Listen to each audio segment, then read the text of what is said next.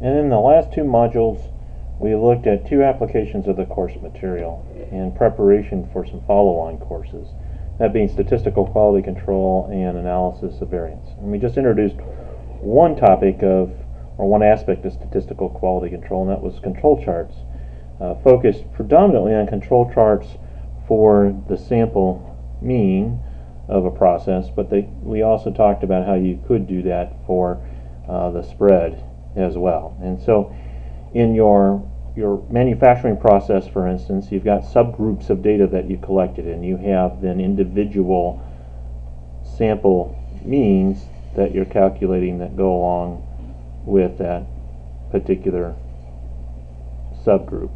And you might have collected 4, 5, 6, maybe 3 within that particular subgroup of data. Right? And this control chart is going to put bounds that are associated with the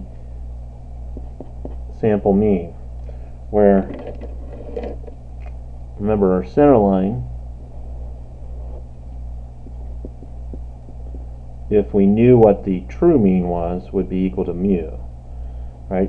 Otherwise, it might be estimated by the grand mean, which would be the average of all the sample means from the subgroup, so averaging across the subgroup.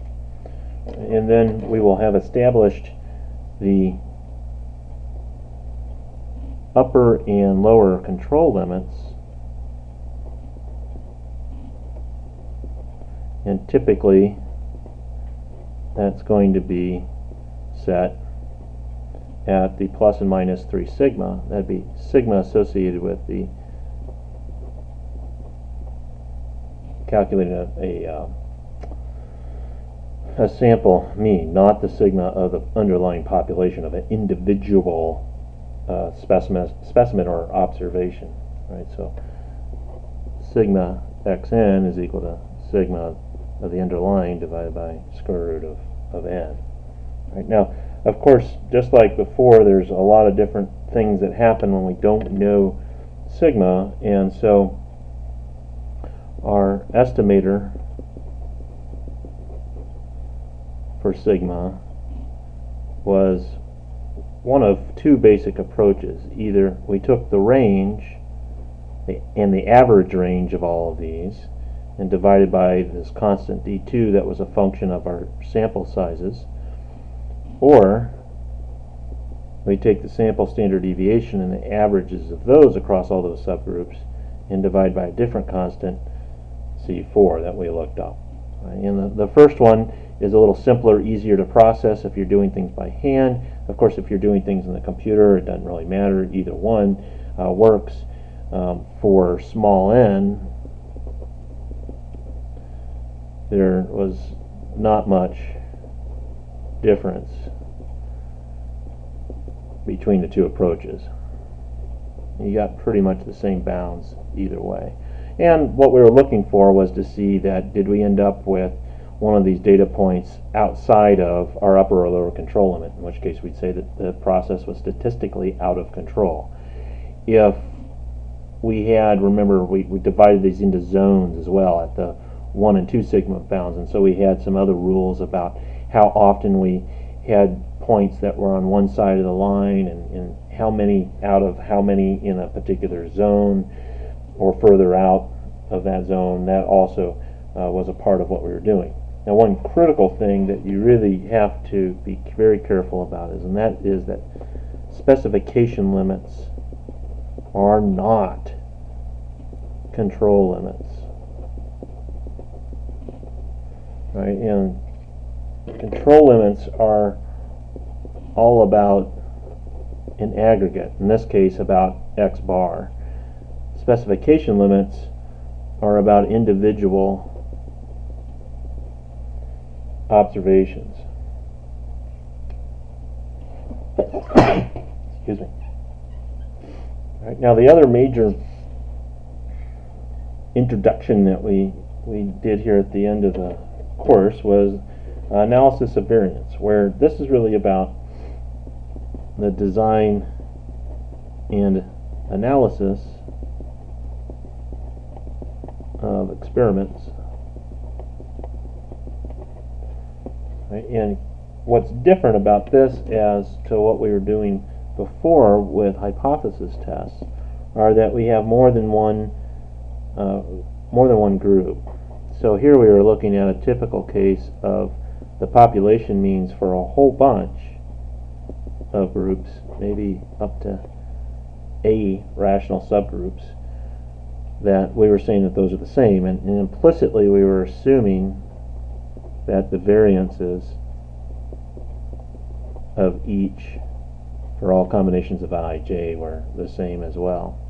Right? And the null hypothesis, we had to be very careful that, the alternative hypothesis, very careful, that all we were going to say was that at least two of these means were not equal. Okay? We were not saying that they were all not equal, we were just saying that we were not, that there was only two of them that weren't equal, right? And the funny thing was is that we were going to use observed variances to test the hypothesis that was really about the means, right? And one of the crucial aspects of doing this was that we were going to split our variance into two types: the between groups and the within sample.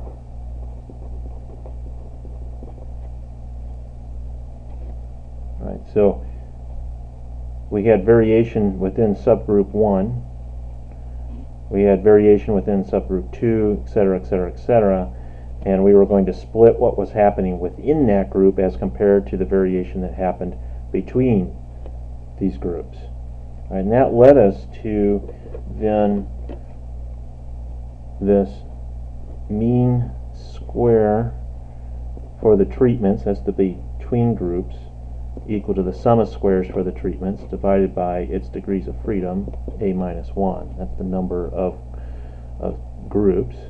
And we had then the mean square error, right, which was the error sum of squares divided by capital N minus A total degrees of freedom. And so our statistic that we were going to go look at, because it's a ratio of variances, is back to the F. And so we were going to look at the mean square for the treatments divided by the mean squared error as our ratio, right? And so our numerator degrees of freedom here were A minus 1, and our denominator was capital N minus A. Right? And so if we did this and found out that our test statistic was larger than our threshold value for specific confidence level, or rather significance level, then we had to stop there and say, okay, well, we reject H naught, but we can't say anything more yet, that we need additional procedures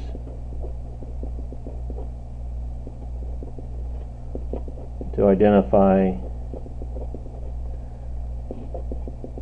which of these means were not equal to each other.